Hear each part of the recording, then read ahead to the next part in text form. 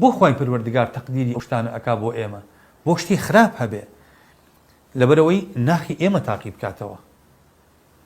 خوا تاوانە خاتە بەردەستمان بۆ ئەوی بزانێت چ نەفسێک لەگەڵ تاوان ڕامە بێ، چ نەفسێکیش لە بەرخوا خۆی لێ ئەگرێتەوە. کەواتە ئەگەر ئەم تاوانانە نەبێ ئێمە بەچی لە تەرازوی خوا تاقی ئەبینەوە، باش و خراپ چۆن دەرەکەوێ؟ دزەکان کەی دەرەکەون کە دزن؟ ئەگەر پارەیان کەوتە بەردەست، کەسێ پارەی نەخەیتە بەردەست چۆن بەو تاقی بێتەوە کە دزە؟ لە چی بدزێ؟ کەسێت کە بۆمان دەرکەوێت داوێن پیسە ئەبێ هەلی داوێن پیسی بۆ بڕەخسێ بۆ ئەوەی کە تاقی بێتەوە. داوێن پیسە یا داوێن پاکە؟ بەڵام کابرایەک هیچ هەلێکی بۆ نەڕەخسێ داوێن پیسی بکە، لەکوێ تاقی بێتەوە کە داوێن پاکە؟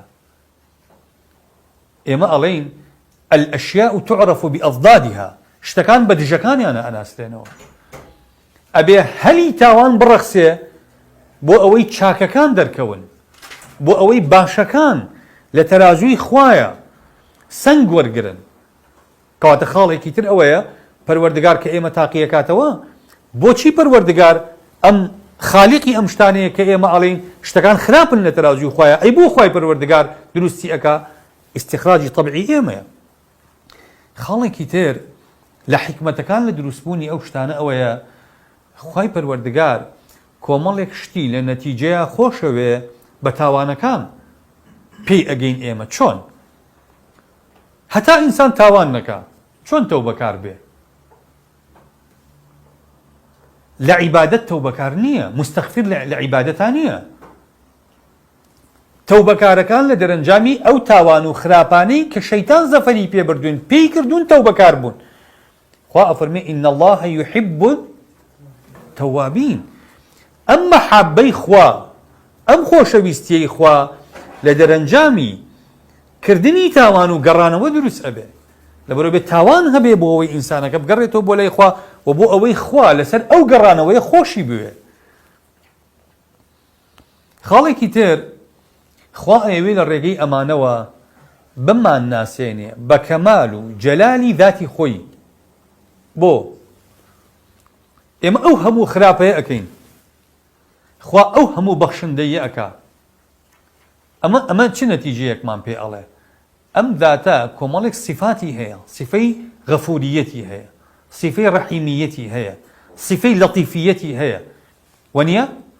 هەموو ئەم صیفەتانی هەیە. بەو صیفەتانە لە ئێمە ئەبووری و ئەبەخشێ و جارێکی کە وەرمانەگرێتەوە قبوڵمانەکە.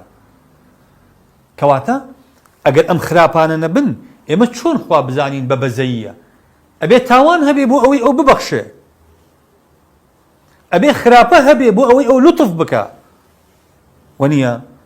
لەبەرەوە ئەم تاوان و خراپانی کە پەروەردگار تەقدیری وایە لە ئیرادە کەونیەکەیە هەبن بۆ ئەوەیە کە پەروەردگار ئەم صفاتی کەمال و جەلالی ذاتی خۆیمان پێ بناسێنێ.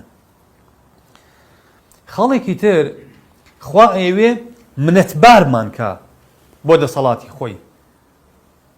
چۆن؟ ئێمە وەکو ئینسانی ئیماندار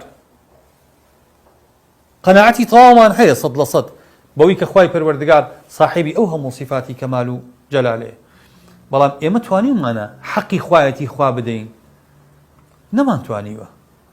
نەمانتوانیوە لەقەدەر شیاوی خوا بۆ پەرستن ئێمە بچووکی خۆمان بنوێنین. ئەمەمان پێ نەکراوە. دەیخوا ئەفەرمێ سەرەڕای ئەوە من ئێوەم قبوڵە. ئێمە بەم هەموو نەقسەوە، ئەو بەو هەموو کەمالەوە، ئێمە بەم هەموو سەرڕۆییەوە، ئەو بەو هەموو عەدلەوە، ئەو ئەفەرمێ من ئێوەم قبوڵە. ئەمە منەتێکی گەورەیە لەسەرمان. ئێمە هەر کەسێک مدیری کارەکەمان بێ، مدیری دائیرەکەمان بێ، بەرپرسی حیزبەکەمان بێ، ڕۆژی 4 جار قسە لە قسەیە بکەین، باشە فەسڵمانەکە دەرمانەکە هەرگیز جارێکی قبوڵمان ناکاتەوە لەو شوێنەیە. ئێمە ڕۆژی دەیەها جار بێئەدەبی لە سنووری فەرمانەکانی خواکەین، لە دوایشە وەرتەگرێتەوە، دەست بە ڕووتەوە نانێ. کەواتە ئەم منەتە بە ئێمە ئەڵێ خوای پەروەردگار. خاڵێکی تر بۆەوەی ئینسان حەقیقەتی خۆی بزانێ.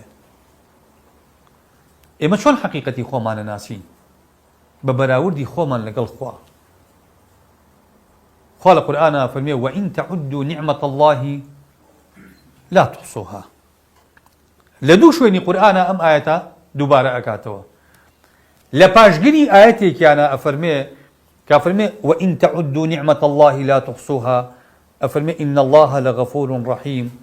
لآية كي ترى فرمي إن الإنسان لظلوم كفار. خوا بمهم نعمتا كإما بيمان أجبار ناكري سر راي أو غفور رحيم. إما بمهم نقص كم كوريوة كمنت باري أوهم نعمتين ظلوم كفاري. انجاور براوردي خوت بك براوردي قيم براوردي معيار لبيني قوري خوايا لقل بچوكيتي خوتا بيك.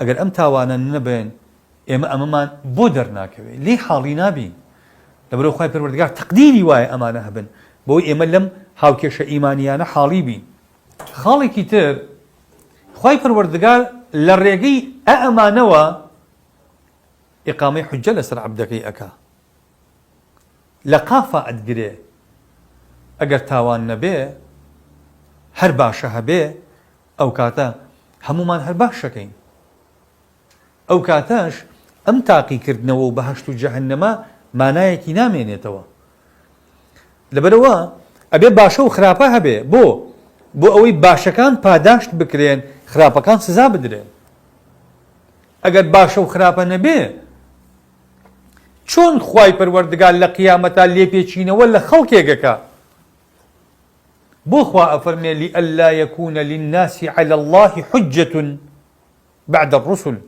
بۆ ئەوەی خەڵک هیچ بەڵگەیەکی لەسەر خوا نەمێنێتەوە لە قیامەتا.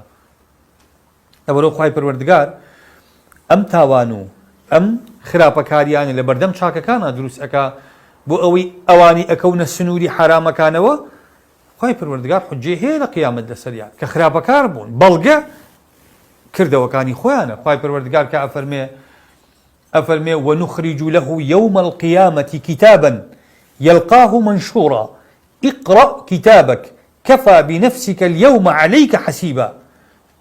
خوا لە قیامەت نامەی کردەوەکانی خۆی دێنێ دەیداتە دەستی ئەفەرمێ اقرأ كتابك ئەفەرمێ ئەمە کردەوەکانی خۆتە كفى بنفسك اليوم عليك حسيبا.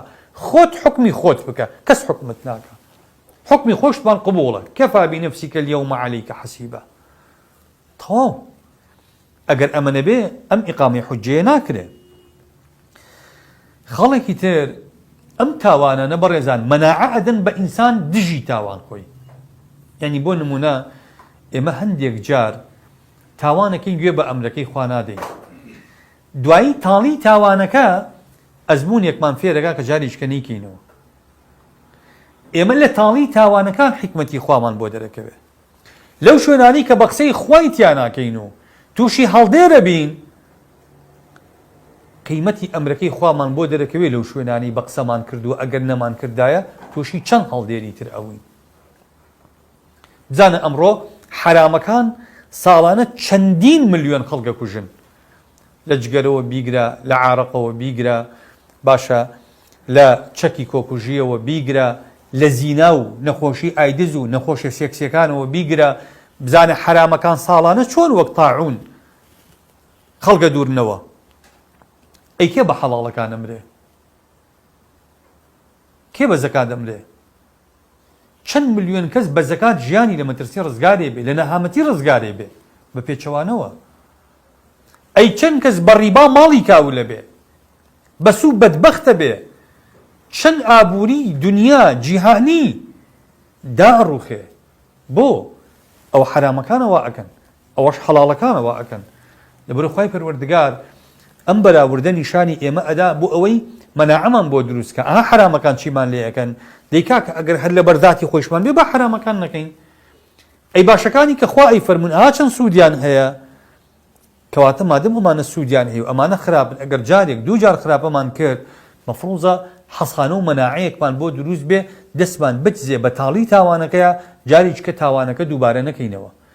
بەڵام ئەگەر ئێمە نەزانین تاوانەکان چ بەدبەختیەکمان تووشەکەن ئەو کاتە نازانین وەکو شەیطان چۆن باوکە ئادەمی هەڵخەڵەتان قال يا آدم هل أدلك على شجرة الخلد والملك لا يبلى شيطان بدرو ئەیتوانی هەموو تاوانەکانمان پێ بکە ئێستا ئێمە ئەزانین تاوانەکان هەر بۆ دنیاش بێمایی بەدبەختی مرۆڤەکانن لەبەرەوە مەفروزە نەیکەین خاڵێکی تر خوای پەروەردگار ئەیوێ پێمان بفەرمێ ئینسانەکان تەواضوعیان هەبێ هەر کەس سەرقاڵ بێ بە عیبی خۆیەوە کەس سەرقاڵی عیبی تری کەس نەبێ بۆ چونکە كل بني آدم خطاء هەمومان تاوانبارین لە تەرازوی خوایە هەر کەسێک کە بەینی خۆی و خوا سەیرەکە ئەزانێ وەزعی چۆنە کەواتە ئەمە وای لێ ئەکا کە خەجاڵەت بێ لە بەرامبەر خوا لە باسی عیبی خەڵک چونکە تۆ وەرە بزانە خۆت بەرامبەر خوا چۆنی وەخوا تاوانەکان ئەپۆشێ وەکو سەلە بەڵێن ئەڵێن ئەگەر تاوان بۆنی هەبوایە کەسمان کەڵکی ئاوەدانیمان نەبوو چکە بۆ گەنمانە کرد دیکە تۆ حاڵی وایە بۆچی سەرقاڵی عیبی خەڵکی بۆ نای عیبەکانی خۆ چاکەی ئەم عیبەیە ئەم هەڵخەلیسکانە پێمان دەڵێ کە ئێمە خۆمان کۆمەڵێ نەواقیسین کۆمەڵێکین لە خراپە بابین خۆمان چاکەین هەر کەس سەرقاڵ بێ بە عیبی خۆیەوە بینی خۆی و خوا چاکە کەس ئەگەر حتا سەرقاڵی بە عیبی خۆیەوە بوەستێ نابێ سەرقاڵی عیبی خەڵکی تر بی لە چیشا ئەمە دەسەکەوێ ئەگەر ئێمە تەنها تاعەتمان بکردایە تەنها عیبادەتمان بکردایە غرورێکی زۆر ڕووی تێ ئەکردین خوا ئەیەوێ ئەو غرورە بشکێنێ بەوەی کە کۆمەڵێک قابلیەتی لە ئێمەیە دروست کردووە و تاوانیشی دروست کردووە کۆمەڵێک غەرائیس هەن لە ئێمەیە ئێمە وەکو گوتومانە هەمیشە ئینسان پێکاتەکەی بدیتی نییە لە عەقڵێکی مجەڕەد ئێمە عەقڵمان هەیە لە مقابلی عەقڵە غەریزەمان هەیە لە مقابلی عەقڵە نەفسمان هەیە نەفس لە مقابلی ڕۆحایە لە مقابلی قیامەت دنیا هەیە ئەم هاوکێشانە وا لە ئینسانەکەن هەمیشە لە ململانەی نێوان هێڵی خێر و شەڕا بێ کاتێک کە شەڕ زەفەری پێ ئەبا باشە مەفروزە بیری گەڕانەوە بۆ هێڵی خێری هەبێ لەبەرەوە بەڕێزان ئەگەر بپرسین بڵین خوا بۆ خراپە دروست ئەکا کە نایەوێ کە حەزی لێی نییە ئەم دەرەنجامانە ئەم سوودە باشانە هەیە لە خراپەیە ئەگەر خراپە نەبێ ئەمانە دروست نابێ بۆ ئینسانەکان